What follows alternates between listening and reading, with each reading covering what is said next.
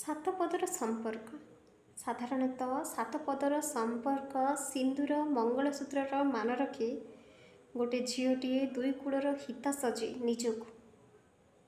ନିଜର ଅସ୍ତିତ୍ୱକୁ ସମ୍ପୂର୍ଣ୍ଣ ରୂପରେ ହରେଇ ସମସ୍ତଙ୍କୁ ଖୁସି କରିବା ଚେଷ୍ଟାରେ ନିଜକୁ ହିଁ କେଉଁଠି ହଜେଇଦିଏ। କଷ୍ଟ ତ ଜୀବନରେ ଅନେକ ଥାଏ, ସଂଘର୍ଷ ଅନେକ ଥାଏ, କିନ୍ତୁ ସବୁ ପରେ ବି ଖୁସି ଥାଏ। କାହିଁକି ନା ସେ ଖୁସି ନିଜର ଆତ୍ମୀୟଙ୍କର ଖୁସିରେ ଜଡ଼ିତ ଥାଏ। ଛୋଟ ଏ ଜୀବନ, ତେଣୁ ସେ ଛୋଟ ଏକ ଜୀବନରେ ନିଜର ସୁଖକୁ ଜଳାଞ୍ଜଳି ଦେଇ ପରିବାରର ସଦସ୍ୟମାନଙ୍କ ସୁଖରେ ନିଜର ଖୁସିକୁ ଖୋଜିବାରେ ହିଁ ନାରୀର ଜୀବନ ସାର୍ଥକ ହୋଇଛି। ନାରୀଟିଏ ସମାଜରେ ନିଜକୁ ଏକ ଶକ୍ତିଶାଳୀ ଚରିତ୍ର ରୂପରେ ଚିତ୍ରଣ କରିଯାଇଛି। ସିଏ ସବୁ ଚରିତ୍ରରେ ନିଜକୁ ସମ୍ପୂର୍ଣ୍ଣ ସଜେଇ ଯାଇଛି। ତ୍ୟାଗ ଗୁଣରେ ସେ ସମ୍ପୂର୍ଣ୍ଣ। ସିଏ ମା ହୁଅନ୍ତୁ, ସ୍ତ୍ରୀ ହୁଅନ୍ତୁ ଅଥବା ଭଉଣୀ, ସବୁ ଜାଗାରେ ସେ ସମ୍ପୂର୍ଣ୍ଣ। ଆଉ ଏମିତି କିଛି ପରିସ୍ଥିତି ଆସେ ଯେ ପରିବାରର ମାନ ସମ୍ମାନ ପାଇଁ ଅନେକ ସମୟରେ ବହୁତ କିଛିକୁ ଅଣଦେଖା କରିବାକୁ ହୁଏ, ନିଜର ସ୍ୱପ୍ନକୁ ଛାଡ଼ିବା ପାଇଁ ହୁଏ। ତାପରେ ବି ସେ ଖୁସି ଥାଏ। ଦୁନିଆରେ ସମସ୍ତଙ୍କୁ ଖୁସି କରିବା ପାଇଁ ଯାଏ ନିଜର ଖୁସିକୁ ଭୁଲେଇ ସେ ଖୁସି ଥାଏ। ତାପରେ ବି ତାକୁ ଶୁଣିବା ପାଇଁ ପଡ଼େ। କ'ଣ କରିଛି ସେ କ'ଣ କରିଛି ସେ, ଏହି ଉକ୍ତିରେ ହିଁ ତ ସବୁକିଛି ଥାଏ। ଯାହା ସମସ୍ତେ ଜାଣିଥାନ୍ତି, ବୁଝିଥାନ୍ତି, ତାପରେ ବି ଏ ପ୍ରଶ୍ନ ପଚାରୁଥାନ୍ତି। ସକାଳରୁ ରାତି ଯାଏ ଅକ୍ଳାନ୍ତ ପରିଶ୍ରମ କଲା ପରେ ମଧ୍ୟ ପାରିଶ୍ରମିକ ମିଳେନି।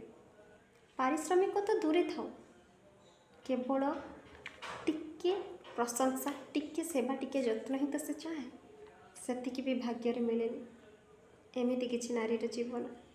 ନାରୀକୁ ନେଇକି ଅନେକ କାବ୍ୟ, କବିତା, ଉପନ୍ୟାସ ସବୁ ଲେଖି ହୁଏ।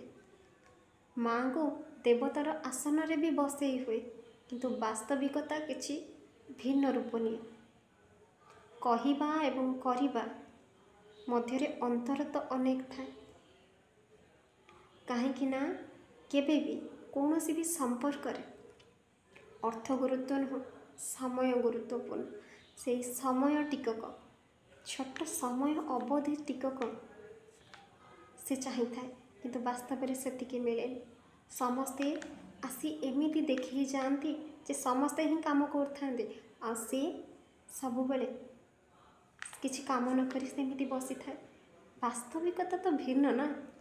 ସମସ୍ତଙ୍କ ପାଇଁ ସବୁ କରି ସେ ଏମିତି ଭାବରେ ତା'ର ପ୍ରତିଦାନ ପାଇଥାଏ। ପ୍ରଶଂସା ତ ଦୂରର କଥା, ସମାଲୋଚନାରେ ହୁଏତ ଆଖି ଭିଜିଯାଏ। ତାପରେ ବି କାନ୍ଦିବାକୁ ସେ ଠିକ୍ ମନେ କରେନି। ହୁଏତ କାହାର କ୍ଷତି ହେଇଯିବ, ତାକୁ ହିଁ ତ ନାରୀ କୁହାଯାଏ। ଆଉ ଯେଉଁମାନେ ବି ଖରାପ ଭାବରେ ନାରୀକୁ ଚିତ୍ରଣ କରୁଛନ୍ତି, ନାରୀବାଦୀ ହିସାବରେ ସମାଲୋଚନା କରୁଛନ୍ତି, ଭାବି ରଖିବା ଉଚିତ ପ୍ରତ୍ୟେକଟି ସମାଜରେ ଦୁଇଟି ଦିଗ ପ୍ରତି ଦୃଷ୍ଟି ଦେବା ଉଚିତ। ଜଣେ ନାରୀ ହେଇ କେବଳ ଯେ ନାରୀମାନଙ୍କ ସମର୍ଥନ କରିବା ତାହା ଭୁଲ। ବରଂ ନାରୀ ପୁରୁଷ ଉଭୟଙ୍କୁ ନେଇ ଏ ସମାଜ ଶୃଙ୍ଖଳିତ ଭାବରେ ଚାଲିପାରିବ। ତା ମାନେ ନୁହଁ ଯେ ପୁରୁଷ ପ୍ରଧାନ ସମାଜ ନାରୀକୁ ସବୁବେଳେ ନିଜ ପାଦର ଜୋତା ବୋଲି ଭାବିବ, ଆଉ ପ୍ରତିଦାନରେ ନାରୀମାନେ ମଧ୍ୟ ପୁରୁଷମାନଙ୍କ ପ୍ରତି ସେଇ ସମାନ ବ୍ୟବହାର କରିବେ। ନାଇଁ, ସେମିତି ନାହିଁ। ଉଭୟଙ୍କ ମଧ୍ୟରେ ସମାନତାର ଅର୍ଥ ନୁହଁ ସବୁ ଜାଗାରେ ସମାନ। ସମାନତାର ଅର୍ଥ ସମାନ ବୁଝାମଣା, ସମାନ ବ୍ୟବହାର, ପରସ୍ପର ପ୍ରତି ଆନ୍ତରିକ ସ୍ନେହ, ସମ୍ମାନ, ସଦ୍ଭାବନା ରହିବା ଜରୁରୀ। ବୁଝିବା ଜରୁରୀ। ପ୍ରତ୍ୟେକଟି ପରିସ୍ଥିତିରେ ଉଭୟଙ୍କର ସାଥିରେ ଛିଡ଼ା ହେବା ଜରୁରୀ। ଜୀବନ ତ ଏମିତି, ସମସ୍ତଙ୍କୁ ନେଇ ଚାଲିବା ସମ୍ଭବ, କିନ୍ତୁ ଯଦି ସେଇ ଚାଲିବା ବାଟରେ ସାଥିଟିଏ ନିଜକୁ ବୁଝିଲା ଭଳି ମିଳିଯାଏ, ଜୀବନ ସୁନ୍ଦର ହେଇଯାଏ।